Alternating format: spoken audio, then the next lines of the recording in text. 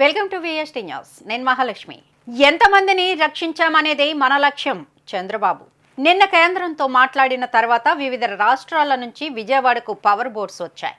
ఈ బోట్స్ ద్వారా సింగనగర్ ముంపు ప్రాంతాల్లో ఆహారం పంపిణీ చేశారు. పెద్ద ఎత్తున బోట్స్ రావడంతో ఇళ్ల నుంచి బాధితులను బయటకు తెచ్చే పనులు వేగవంతం చేశారు. పునరావాస కేంద్రాలకు వెళ్లే వాళ్లకు దుస్తులు కూడా ఇవ్వాలని సీఎం చంద్రబాబు తెలిపారు. పాల ప్యాకెట్లు, ఆహారం, నీళ్ల బాటిల్స్ని ప్రభుత్వం అందిస్తోంది. ప్రైవేటు హోటల్స్, దుర్గగుడి, అక్షయ పాత్రల ద్వారా ఆహారం సమకూర్చింది. ప్రభుత్వం ముంపు ప్రాంతాల్లో మరోసారి పర్యటనతో సహాయక చర్యలను పర్యవేక్షించారు చంద్రబాబు. ముఖ్యమంత్రి నిరంతర సమీక్షలు, మానిటరింగ్ ఫలితాలనిస్తున్నాయి. సీఎం సూచనలతో క్షేత్రస్థాయి పర్యటనలతో యంత్రాంగం వేగంగా కదిలింది. ముంపు ప్రాంతాల్లో స్వయంగా సీఎం రాత్రంతా తిరగడంతో వేగం సహాయక చర్యలు పుంజుకున్నాయి. వర్షంలోనే బోటు ఎక్కి బాధితుల వద్దకు వెళ్లారు చంద్రబాబు. అటు సీఎం సమీక్షలు, ఇటు క్షేత్రస్థాయిలో పర్యటనలతో వరద సాయం పనులు వేగవంతంగా మారాయి. ముంపు ప్రాంతంలో రిలీఫ్ కనిపిస్తోంది.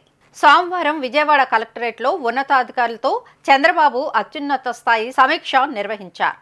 ఈ సమావేశంలో రాష్ట్ర హోంమంత్రి అనిత కూడా పాల్గొన్నారు. ఈ సందర్భంగా ఆయన మాట్లాడుతూ, ఈ ఒక్క రాత్రి ధైర్యంగా ఉండాలని, తాము అన్ని విధాలుగా తోడుగా ఉన్నామని ప్రజలకు హామీ ఇచ్చామని చెప్పారు. ఆ హామీని నిలబెట్టుకునే దిశగా అధికార యంత్రాంగం పనిచేయాలని అన్నారు. ఎంతమందిని రక్షించామనేది మన ముందున్న లక్ష్యమని చెప్పారు. బోట్లు సైతం కొట్టుకుపోయేంత సమస్యలు మన ముందు ఉన్నాయని చంద్రబాబు అన్నారు. బోట్ల నుంచి వచ్చిన వారిని వెంటనే తరలించేందుకు బస్సులను సిద్ధంగా ఉంచాలని ఆదేశించారు. వృద్ధులు, రోగులు ఇబ్బంది పడకుండా అవసరమైతే వారిని హోటల్లో ఉంచాలని సూచించారు. వరద బాధితుల కోసం కళ్యాణ మండపాలు, ఇతర కేంద్రాలను సిద్ధం చేయాలని చెప్పారు. మొత్తం 47 సురక్షిత కేంద్రాలను గుర్తించామని ఈ సందర్భంగా ముఖ్యమంత్రికి అధికారులు తెలియజేశారు. ఇవ్వాల్సిన ఫుడ్ పాకెట్స్ కానీ అవన్నీ వెళ్తున్నాయి. ఇంకా ముమ్మరం చేస్తున్నాం. ట్రాఫిక్ కూడా కంజెషన్ ఉంది, అన్ని రెగ్యులేట్ చేస్తున్నాం. చివరి ప్రాంతానికి కూడా వెళ్లాల్సిన అవసరం ఉంది. కొంతమంది పేషెంట్ కూడా ఉన్నారు, పిల్లలు ఉన్నారు, కొంతమంది ముసలోళ్ళు ఉన్నారు, వాళ్ళు కూడా తీసుకురావాలి.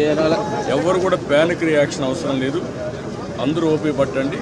1 గంట 2 గంటల్లో అందరం ఓపికగా ఉంటే ఇంకా తొందరగా పనులు అవుతాయి. అన్నీ చేస్తానని అప్పీల్ చేస్తున్నా. ఇక్కడే ఉంటా, కంట్రోల్ రూమ్ని యాక్టివేట్ చేస్తున్నా. ఎంతవరకు చేయగలుగుతామో అన్నీ చేసి అందరిని ఆదుకుంటాం. 110 పైన బోట్లు పనిచేస్తున్నాయి. అదే మాదిరిగా 4-6 హెలికాప్టర్లు వస్తున్నాయి. ఒక హెలికాప్టర్లో ఫుడ్ పెట్టడం కానీ, లేకుంటే బోట్లో తీసుకుపోవడం కానీ, పేషెంట్లు తీసుకురావడం కానీ ఇవన్నీ జరుగుతున్నాయి. వర్షం కూడా పడతా ఉంది, అయినా కూడా ఎక్కడ ఆపరేషన్స్ ఆపం, అన్ని విధాలు. సార్, ప్రకాశం బ్యారేజ్ 69 గేట్ దగ్గర బోట్లు కొట్టుకురావడం ఏమన్నా కుట్రే ఉంది? ఇవన్నీ ఇప్పుడు నేను అవన్నీ మాట్లాడను. ప్రతి ఒక్కదానికి మనం అవన్నీ మాట్లాడడం కరెక్ట్ కాదు. ప్రస్తుతం నా డ్యూటీ ఎట్టి పరిస్థితుల్లో కష్టాల్లో ఉండే ప్రజలను ఆదుకోవడం, వాళ్ళ ప్రాణాలు కాపాడుకోవడం, తక్షణ వాళ్ళకి కొంత సహాయం చేయడం అవసరం. అదే చేస్తాం. మనకు ఓవరాల్గా అక్కడే ఉంది. నిరంతర వార్తా స్రవంతి కోసం వీక్షిస్తూనే ఉండండి మా VST news. Please like, share and subscribe our channel.